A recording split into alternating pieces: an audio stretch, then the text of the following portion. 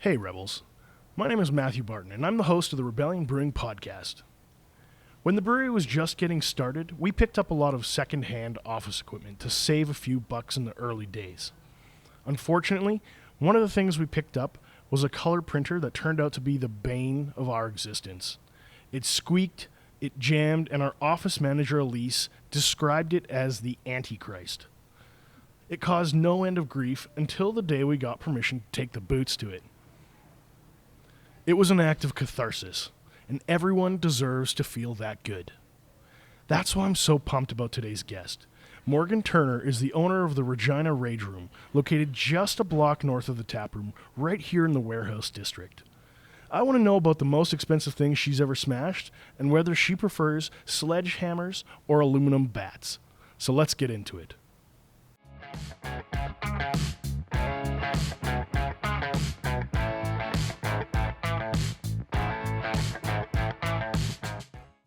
Morgan, welcome to the show. Thanks for having me. How's it going? It's pretty good. How are you? I'm great. I'm getting to talk to you about breaking stuff. It's a good day. How do people react when you tell them, oh, I run a rage room and you can come smash stuff? Very, very mixed reviews. The younger generation's really pumped about it. Let's say the boomer era of people are very confused why you would ever want to do something like that. And you know what? They seem to be the ones that enjoy it the most. Really? Yeah, really. Like the 50-year-old women out there, they need it. They are angry. What have you learned about the human condition when it comes to smashing things? That people are shy to do it at first, and then once they get into it, they just love it. Like, they keep coming back for more. We have people that come back, once a month just because they love doing it, and it's something you're not allowed to do normally. That's awesome. If I've never been to a rage room before, what can I expect when I walk into your place? Well, you can expect to come in and fill out a liability waiver so that you can't sue us if you get hurt. And then we will sell you a package, small, medium, large, depending on how much stuff you want to break. Then you're going to get suited up in safety gear, and then we're going to let you rip. How much does a package cost, or what kind of packages are there? You're looking from $35 to $55, and that's just about the amount of stuff you get to break. We have things ranging from your grandma's tea set all the way to big flat screen projection TVs that have been stored in people's basements for 10 years.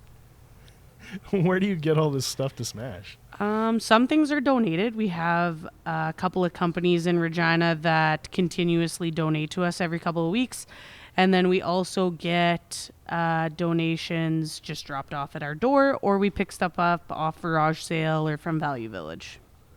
Best bang for your buck, what's the best weapon to use to smash with? I'd say a crowd favorite is an aluminum bat, but people really love using golf clubs as well. Why a golf club? It sounds like that would kind of like rip apart. It breaks apart, and I think that's what people like, is that like their rage is shown by breaking a golf club in half. It's a little bit of satisfaction there. What about a sledgehammer? We actually don't have sledgehammers because I saw a bit of a horror video of someone in a rage room hitting themselves in the kneecap.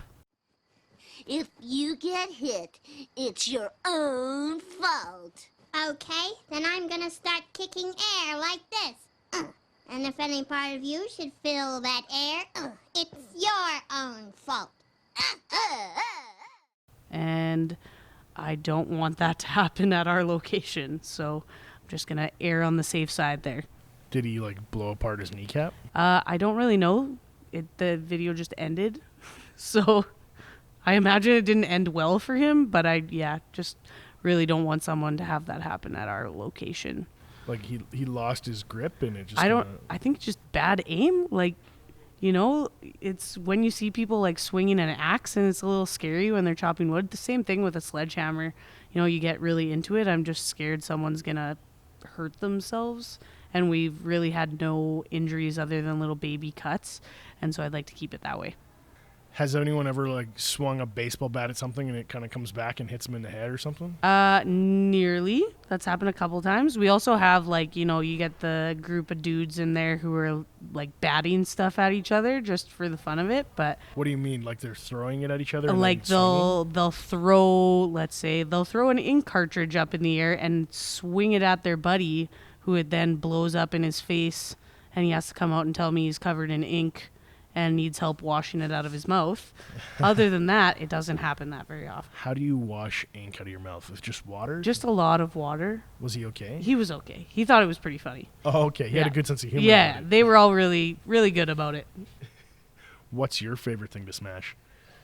Ooh, that is a tough question. I really like doing like wine bottles and stuff like that. I like to tomahawk it at the wall and then it just explodes. It's really... So you don't use a bat, you just chuck the ball? I like chucking stuff. Yeah, I'm more of a tosser than a hitter, I guess. I'm not even going to take that either. I'm just going to leave it right there and walk away. Leave it at what it is. What is the most expensive thing you've ever smashed? Ooh, well, we regularly get like massive big screen TVs. We just had a apartment size deep freeze. We get like Xboxes and PlayStations that are broken, things How like do that. you smash a deep freeze? It's still in there. It's gone through 4 groups of people and it's still about half there. It takes a while. Let's put it that way. So they just swing at it until They just they're tired? bang on it. Yeah. Basically, you just continuously hit it and eventually it like slowly gets shorter as chunks break off of it. But yeah, it's good for everybody, I think. Do you have any advice for people who are walking in the Rage Room for the first time? Like, should they take their time? Should they just go nuts? I'd say it depends on why you need to be there.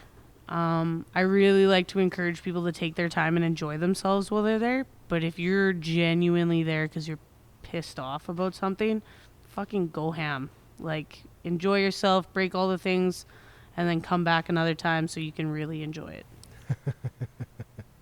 You were telling me you've seen a few things at the Rage Room. Do you have a particular favorite story that you say this was like the best? Honestly, every day is really good. There's something really that like makes my heart bigger, I'd say, about working there. I get to hear people get these like big belly laughs when they're in there with their friends because they're just having such a good time. But I will tell you a crazy story that happened. So probably the first month we opened up, a guy rolls in and he's like 6'4", massive dude, very, very soft spoken. He's by himself, buys the biggest package he can, and gets suited up, goes in his room. He's in there for nearly an hour, and I'm starting to get worried that he's back there. I'm there by myself with him. I'm kind of wondering what's going on. So he comes out. He's got his coveralls tied around his waist, and he is dripping sweat. Like, looks like he just got out of the shower, and he's got his hands behind his back. And I'm like, well, something real bad's about to happen to me, or real good, I don't know. And so I'm like, how was it? Like, did you have fun? And he's like, I really, really needed that. I needed to get that off my chest. And he pulls his hands out, and he's covered in blood. Oh, no. And I'm like, oh, like, are you okay? And he's like, yeah, I broke everything with my hands. I just really needed that. And I was like, oh, okay. Sounds good. And so I went in the room and you couldn't tell what anything was. He genuinely like hammer fisted everything that he bought. And then he actually just came back like 2 weeks ago and he was genuinely a lot happier and he was with a lady friend. And yeah, he didn't break everything with his hands that time. So it was a good session for him, I think, anyways. Did you have a Band-Aid for him? We didn't have enough. He would have been covered, but he wasn't really worried about it. He genuinely did not care that he was bleeding everywhere. He was happy with himself. He felt like he got his money's worth. The kind of emotion that possesses a person to smash that, to basically where you can't tell what a thing was anymore. What does that say about us? I'd say that we're an angry group of people, but I feel like there isn't anywhere to let it out. right? Being angry and breaking stuff is so frowned upon in everyday life, right? You don't want people walking around smashing up things in the street. So if you're genuinely feeling that kind of emotion, the Rage Room is a safe space to let go of all that negative feelings and negative emotions without hurting others or hurting other people's property or your own property. Just get in there, let it out, and then you got to be feeling better after, at least a little bit. That's very philosophical of you. So I wanted to transition a little bit. Let's talk about something that's more of a smash to your palate instead of a smash to physical objects. Today we're drinking a double IPA by Nokomis Craft Ales. You want to try it out? I'm excited to try it out. Cheers. Cheers. Oh, the aroma is killer. Wow. That's really good. I really like it. Super good. I gotta have another sip. I have to say it's hard not to just like chug it down because it's really good. Really? Are you an IPA drinker? I can't say that I am. I drink Coors Light because I am uncultured. But this is actually great. Like, I would 100% be recommending this to everybody that I know. So I'm getting a lot of citrus, super juicy. Kind of reminds me of like orange juice, Yeah, but with like a tropical kind of grapefruit character. I like that. Yeah, that's a good way to describe it. And the aroma is intoxicating. Like, whew. That's actually fantastic. It's 8.5%. Wow. This thing is a hot bomb.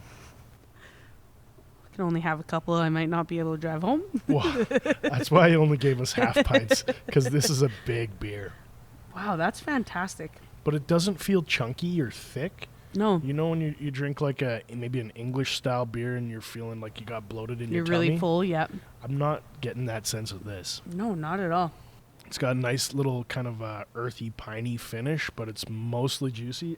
This is a treat. This is a treat. I can't believe I waited this long to drink this one. I might have to buy some and take it home. And you're not really an IPA drinker, eh? No, not at all. Is this your first time having an IPA? No, definitely not my first time having an IPA, but like I said, I'm just like an automatic Coors Light drinker. I've been like that since I was 19. And yeah, this is great. I might have to make the switch when I'm here to drinking this instead. Well, it's going to be here for a limited time. It's Jeff's from Nokomis. He's a great guy, and his beers are bangers. When they come out, I'm excited to try them, and I would say his brown is lights out, and this might actually beat his brown. Wow. In terms of my esteem, I love this. Yeah, this is honestly really great. I wouldn't even know what to pair with it. I'd be like, maybe you want a dirty hot dog or a greasy pizza pop, but maybe even a nice steak. Honestly, yeah, it would actually be really good with a steak. Like roasted asparagus, a little salt, caramelize it. I haven't had lunch yet. You're really messing with me right now. Oh, man. You know, would you recommend this beer to your friends? 10 out of 10 would recommend to my friends. We'll text them all once we're done recording to tell them to come drink this beer. It's that good, I think. It is that good. If people want to get into the Rage Room, what's your address? We're at 1333 Rose Street. And do they need to call ahead or book a reservation? Can they just show up? It's for sure easier if you book a reservation. You can check us out on Facebook and Instagram, or you can give us a shout at 306-584-7243. But we do always try and offer walk-in hours from 4 to 8:30 Wednesday to Saturday. Are people allowed to bring in their own cameras so they can record themselves smashing stuff? Yes, we definitely recommend that you take videos to show all your friends to spread the good word about the Rage Room. Morgan, thank you for your time today. Thanks so much for having me out. It was a great conversation. I can't wait to bring out my guys and come smash some stuff. We are super excited to host you guys. Can't wait. Maybe we'll bring another office printer. I like that idea. The printers are always a hit. Rebels, thanks for listening today. I'm going to include links in the show notes so you can find all about Morgan and the Regina Rage Room. As you know, this show was never intended to be a one-way conversation. You've given me something precious, your time, and what you have to say is important too.